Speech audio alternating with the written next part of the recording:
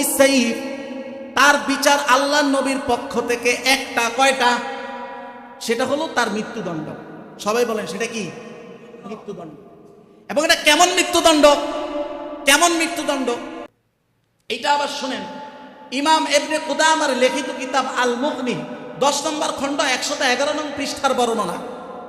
উনি এখানে রিওয়ায়াত এনেছেন। তিনি বলতেছেন, ইন্না আসহাবান নবী সাল্লাল্লাহু আলাইহি ওয়াসাল্লাম ক্বাতালু সাহিরান, আল্লাহর নবীর সাহাবীরা একজন জাদুকারীকে মৃত্যুদণ্ড কার্যকর করেছে। কি করেছে?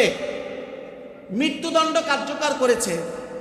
এরপরে তাদের বক্তব্য হলো, একজন জাদু বান্টনাকারীর মৃত্যুদণ্ডের আগে সে যদি বলে, ভাই আমি একদম ভালো হয়ে গেছি, তওবা করলাম, এই তওবা কবুল হবে কিনা? এখানে বলা হচ্ছে ফায়ুক্তালু, তাকে মৃত্যুদণ্ডই দেওয়া হবে, ওয়ালা তুকবালু তাওবাতুহু, তার তওবাও এখানে কবুল হবে না। বলেন না নাউজুবিল্লাহ। তার মানে এটা সাধারণ বিষয় না, সিরিয়াস। তার তওবা করে, এখন সে যদি তওবা করে, আল্লাহ আখিরাতে কবুল করবেন কি করবেন না সেটা ভিন্ন কথা, কিন্তু দুনিয়ার আদালতে তার কোনো তওবা কবুল হবে না। ইসলামে আপনার এইরকম 1 থেকে 2টা শাস্তি, 2টা অপরাধ এমন আছে যেগুলো তওবা করলেও কবুল হয় না। আপনি যদি একজনকে হত্যাও করেন, এটারও মাপের সুযোগ আছে, যদিও অনেক কঠিন। যে হত্যাকৃত ব্যক্তি, যাকে হত্যা করা হয়েছে, তার পরিবার যদি অর্থ জরিমানা নিয়ে আপনাকে মাফ করতে রাজি হয়, তাহলে আদালত এটা মাফ দিতে পারবে। তাও কত অর্থ? ওই অর্থ আমাদের ম্যাক্সিমামের নাই, কয়েক কোটি টাকা। কয়েক কোটি টাকা জরিমানা দেওয়ার পরে, দেওয়ার আগে না কিন্তু, এরা যদি বলে এটা মাফ করে দিছি, এই মাফ করার এখতিয়ার তার নাই। কিন্তু দেখেন, তাও তো মাফ করার একটা সুযোগ আছে না নাই?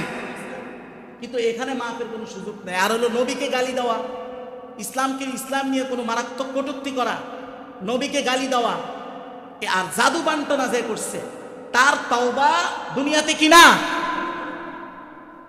চিন্তা করেন আপনি। এখন তো আমরা যেহেতু সেকুলার কাঠামোর উপরে আছি, সেকুলার কাঠামোতে তো আর অশরীয় জিনিসের কোনো স্বীকৃতিই নাই, তাহলে আবার আইন আসবো করতে, আর বিচার আসবো থেকে, সেই হিসাবে নাই। তবে দুনিয়াতে বিচার হোক আর না হোক, এক জায়গায় বিচার হবে। সেটা কোন জায়গা? আখিরাত। সবাই বলেন সেটা কোন জায়গা? আখিরাত। ভয়াবহ বিচার হবে, ভয়াবহ বিচার হবে। এই স্বভাব, এই রকম চিন্তা, মেন্টালিটি যদি থাকে, এইটা আমাদের দূর করা আবশ্যক কিনা? দূর করার দরকার আসেনি? যদি আমার আখিরাতকে বাঁচাইতে চাই। আপনি যতই নামাজ পড়লেন, অলরেডি সে মুসলমান না, নামাজ পড়তেছে। আরেকজনের তাবিজ করে থুয়েছে, মুসলমান না, নামাজ পড়তেছে, হুদুমায়া। আল্লাহ আমাদের এই জাতিকে সঠিক বুঝ দান করুন, বলেন আমিন। শেষের দিকে চলে আসছে, এবার শেষ একটা কথা বলবো। আমরা যারা ভিকটিম, আমরা কি? আমরা তো কাউরে জাদু বান্টনা করি না, এরকম অনেকে আছে জীবনে চিন্তাও করি না, করছি। আমাদের জন্য একটা কথা, সেটা হলো সূরা বাকারার 102 নং আয়াতে আল্লাহ তাআলা বলেছেন এই কথাটা। আল্লাহ তাআলা বলেন, ওয়ামা হুম বিদাররিনা বিহি মিন আহাদিন ইল্লা বিইজনিল্লাহ।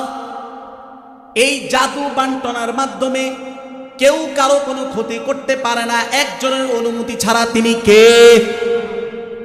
তার মানে কেউ জাদু করলেই যে ক্ষতি হবে এইরকম নাকি? আল্লাহর ইচ্ছা, আল্লাহর এখানে পারমিশন লাগবে। কোনটা? এখন আপনি বলবেন যে তা আল্লাহ এই পারমিশন দেয় কেন? দিবে না আপনি যদি সঠিকভাবে আমল করেন। কিন্তু আল্লাহ দুনিয়ার নিজাম হলো, আপনি যদি একটা চেষ্টা করেন, চেষ্টা যদি খারাপ দিকেও হয়, তা আল্লাহ আপনার ওই চেষ্টা অনুযায়ী আপনাকে ফলাফল দিবে। কি দিবে? ফলাফল দিবে। এটা আল্লাহ তাআলার নিয়ম। তবে পার্থক্য কি?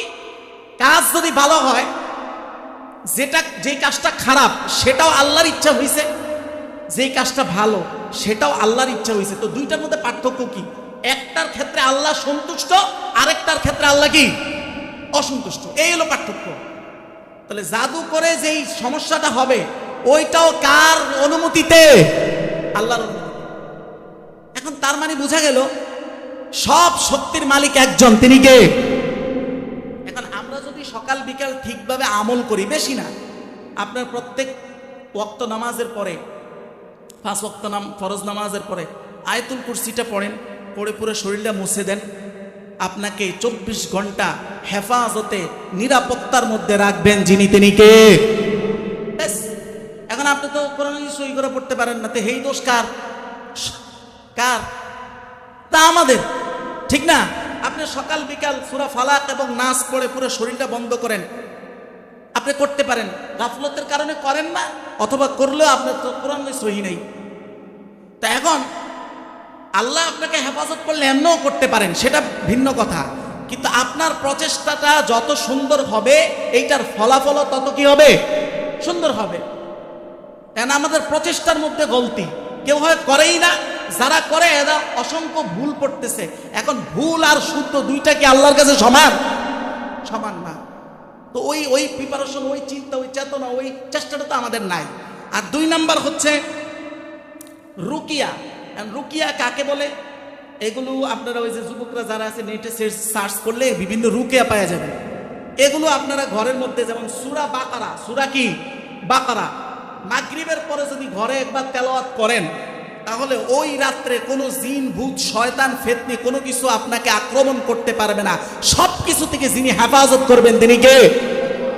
তাইলে এখন সূরা বাকারা লইয়া বসলে এটা পড়া শেষ করতে আপনি 3 দিন, পরের দিনের মাগরিবের সময় গিয়ে আপনি শেষ করবেন। এখন করণীয় কি? করণীয় একটা করা যায়, সেটা হলো ছোট আমাদের সাউন্ড বক্স আছে না, সাউন্ড বক্স, অথবা এখন অনেক ধরনের ডিভাইস পাওয়া যায়, এটা কি জানি বলে, কি আমি নাম ভুলে গেছি, যাই হোক, এটা আমি কি দেখছি, হ্যাঁ, কি ধরনের কোরআন জানি পাওয়া যায়, ওই যে জ্যাকের মধ্যে ঢুকাই দিলে, এটা আপনারা দেখে নিয়েন। আচ্ছা, আমি সহজে সেটা বলি, আমি ছোট্ট একটা ঘটনা বলি। আমি গেছিলাম শ্বশুর বাড়িতে, আমি ব্যক্তিগত ঘটনা বলার আমার কোনো ইচ্ছা নাই, তবে যেহেতু এটা একটু বুঝাইতে সহজ হবে সেই জন্য বলতেছি। তো আমার সমস্যা হয়েছে, আমারও সমস্যা হয়েছে।